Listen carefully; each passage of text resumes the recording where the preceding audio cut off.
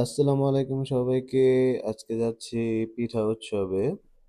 এখানে আসার লোকেশনটা যদি আপনাদেরকে বলি, ঢাকার যে কোনো প্রান্ত থেকে চলে আসবেন শিল্পকলা একাডেমি। আর যারা মেট্রোতে আসতে যাচ্ছেন তারা হচ্ছে মতিঝিল প্রেস ক্লাবের যে মেট্রো স্টেশনটা আছে এখানে নেমে চলে আসবেন।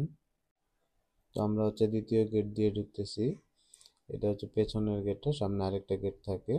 এদিক দিয়ে আসলে হচ্ছে এদিক দিয়ে যেতে পারবেন না, বামের এই রোডটা দিয়ে ঢুকে পার্কিং এর নিচ দিয়ে চলে আসবেন গ্রাউন্ডে।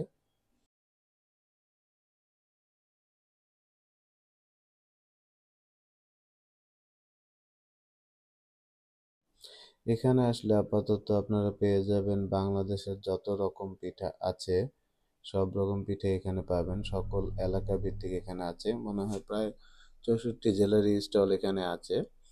তো সব স্টলের মধ্যে কিছু জিনিস কমনও দেখলাম, তো মনে হলো নাম এক এক দেশের হলো, পিঠা এক এক দেশের মনে হলো না। তো কিছু ইউনিক পিঠা ট্রাই করেছি। তো আপনাদেরকে একটা সাজেশন দিতে চাই,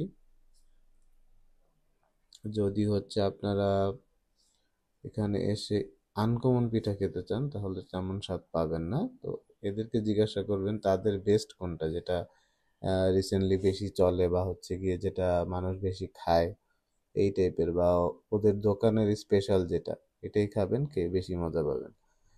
অন্যগুলো ট্রাই করলে তেমন একটা ফিল পাবেন না। তো আমি আনকমন কিছু জিনিস ট্রাই করে ধরা খাইছি।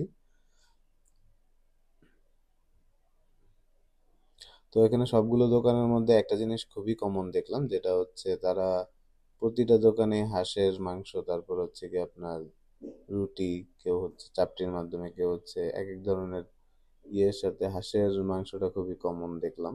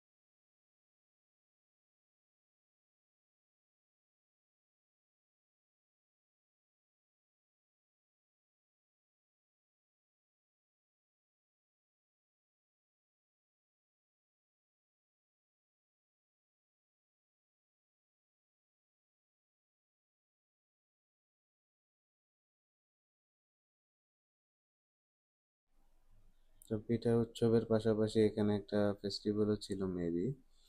তো এখানে বাচ্চাদের একটু নাচও দেখা গেল, খুব সুন্দর কিউট কিউট বাচ্চাদের নাচ। আসলে কিছু সময় এখানে বসে এনজয় করতে পারেন।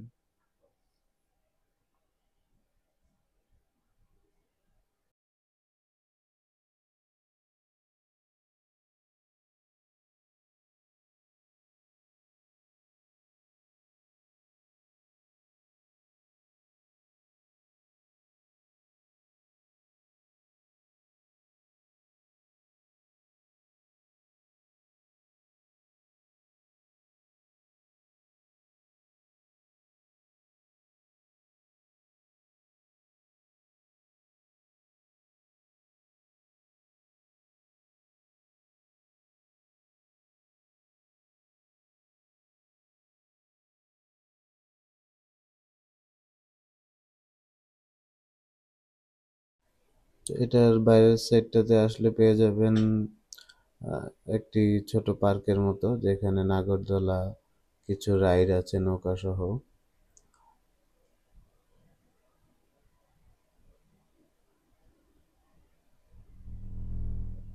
এখানে কিছু আচারও দেখা যাচ্ছে, মনে হয় এখানে আসলে আপনারা বাংলাদেশের প্রায় সব রকমের আচারও পেয়ে যাবেন।